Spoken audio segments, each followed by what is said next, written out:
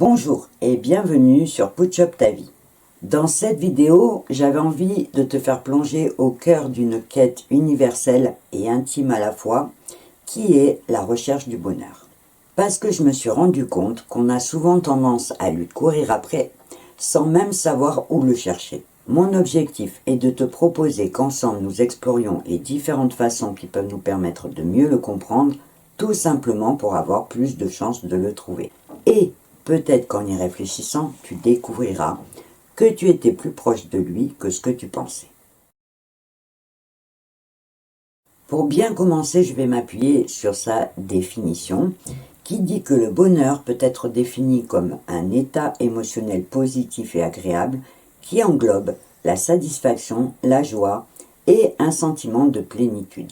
C'est une expérience complexe qui varie considérablement d'une personne à l'autre, parce qu'elle est influencée par des facteurs internes qui sont les dispositions mentales et émotionnelles, et aussi par des facteurs externes qui sont les circonstances de la vie et les relations sociales. En fin de compte, on peut dire que le bonheur représente l'harmonie entre les aspirations personnelles et la réalité vécue, ainsi qu'une capacité à apprécier la valeur des différentes facettes de la vie. Et pour bien comprendre le concept du bonheur, j'ai pris le temps de m'intéresser à son histoire et aux différentes interprétations que l'on en a fait à travers les siècles. Chez les Grecs, le bonheur était associé à la vertu et à l'épanouissement personnel. Aristote considérait le bonheur non pas comme un état émotionnel, mais comme une vie vécue conformément à la vertu et au potentiel humain. Pour lui, le bonheur était le but ultime de la vie humaine. Chez les stoïciens, tels que Épithète et Sénèque, on voyait le bonheur comme une forme de tranquillité d'esprit, résultant d'une bonne connaissance de soi et d'un détachement face aux circonstances extérieures. Chez les bouddhistes, le bonheur est lié à la compréhension de la nature et à la souffrance, et à la pratique du chemin qui guide vers la cessation de la souffrance pour atteindre le nirvana, un état de libération et de paix ultime. Pour eux, le bonheur découle de la paix intérieure et de la compréhension profonde de la réalité. Et chez les adeptes de Confucius, le bonheur est étroitement lié à l'harmonie sociale et à l'accomplissement des devoirs et des responsabilités familiales et sociétales. Pour eux, le bonheur découle de l'ordre, de la connaissance de soi et de l'harmonie des relations sociales. Et à partir de l'époque moderne, le bonheur a commencé à être vu en termes de droits individuels et de bien-être personnel. Enfin, de nos jours, le bonheur est souvent étudié sous l'angle de la psychologie positive, qui examine les facteurs qui contribuent à avoir une vie épanouissante. En étudiant tout ça, on se rend compte que chaque culture et chaque époque a apporté sa propre nuance à la compréhension du bonheur, mais que le thème commun est la recherche d'une vie pleine de sens et de satisfaction, que ce soit par la vertu, l'harmonie, la libération ou la réalisation de soi. Donc, je pense que la toute première étape, avant même de partir à sa recherche, c'est de prendre le temps de bien définir ce que représente le bonheur pour toi, en te posant les bonnes questions. Comme par exemple, quand je pense au bonheur, comment je le vois ? Ou est-ce que pour moi, le bonheur doit être un moment de joie éphémère ou un état de satisfaction prolongé ? Comme on l'a vu, le concept du bonheur est complexe et personnel. Il est donc vraiment essentiel de prendre le temps de bien comprendre ce qu'il représente pour toi. Chacun aura sa propre définition basée sur ses propres expériences et sur ses désirs. Il n'y a qu'à voir la diversité des perceptions. Pour certains, le bonheur se trouvera dans la solitude et le calme d'une forêt, en absorbant la sérénité de la nature. Alors que pour d'autres, il se trouvera sur une plage bondée, au milieu des rires et de l'énergie des autres. Et c'est cette diversité qui prouve qu'il est vraiment essentiel que tu définisses ce que représente le bonheur pour toi, tout simplement pour le chercher au bon endroit.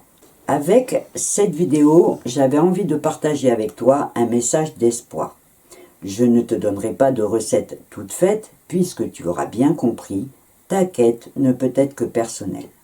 Par contre, je pourrais te conseiller, pour commencer, de faire le ménage sur les fausses idées reçues que l'on peut avoir sur le bonheur. La première, c'est que nous tombons souvent dans le piège de croire que le bonheur doit être parfait, constant et complet, alors que le bonheur est souvent imparfait et éphémère. Il peut venir par petites rafales donner une profondeur incroyable à notre vie, mais il faut accepter que le bonheur n'a pas besoin d'être parfait pour se permettre de le ressentir plus souvent et plus librement.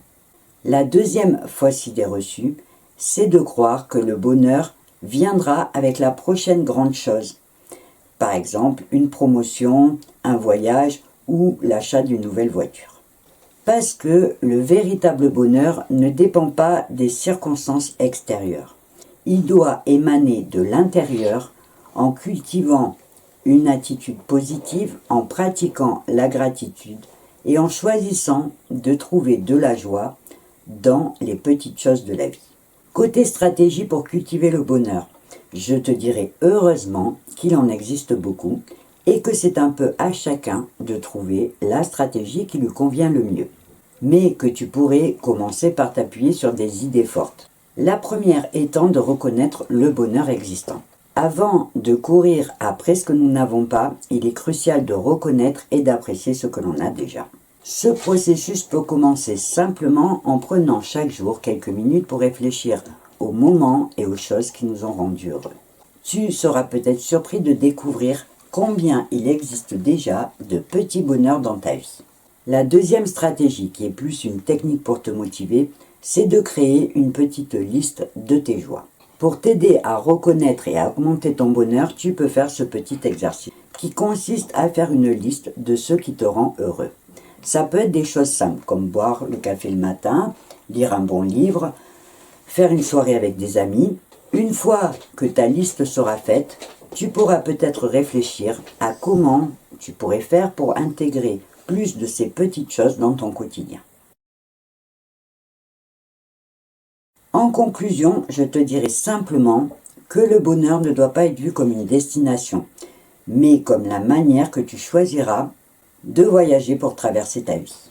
En comprenant ce que le bonheur signifie pour toi et en prenant conscience des petites joies qui parsèment ton quotidien, tu pourras transformer ta quête à la recherche du bonheur en une aventure enrichissante et continue. Pour finir, je rajouterai juste qu'évidemment, choisir d'être heureux, ce n'est pas une garantie contre les épreuves de la vie, mais que c'est un engagement à renforcer son mental pour mieux y faire face.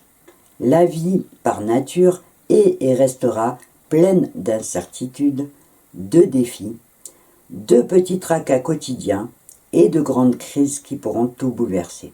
Opter pour le bonheur ne signifie évidemment pas d'ignorer ou de nier la douleur, la tristesse ou la peur que peuvent engendrer ces périodes difficiles. C'est juste une approche qui va te permettre de retrouver plus rapidement un sentiment de stabilité et de paix intérieure, même quand les circonstances extérieures semblent sombres. Elle t'encouragera aussi à chercher plus activement des solutions ou des voies de soulagement plutôt que de te laisser submerger par le désespoir. En fin de compte, choisir le bonheur est une manière de t'armer d'un outil puissant contre l'adversité. Un outil qui illuminera les moments sombres de ta vie par des petits éclats d'espoir et de joie pour te rappeler que même au plus fort de l'orage, il y aura toujours moyen d'espérer. Je vais m'arrêter là pour cette vidéo, en espérant qu'elle te permettra peut-être de voir les choses sous un nouvel angle et aussi qu'elle t'amènera un petit peu d'espoir si jamais tu en avais besoin. Avant de te quitter, je te rappelle que si tu as des questions ou des réactions à partager, une partie commentaire sous cette vidéo peut te permettre de le faire et je me ferai bien sûr un plaisir de te lire et de te répondre. Cette fois, tu sais tout. On va devoir se quitter, mais je te donne bien évidemment rendez-vous dans ma prochaine vidéo. Et en attendant, je te souhaite une belle journée ou une belle soirée et je te dis au revoir et à bientôt.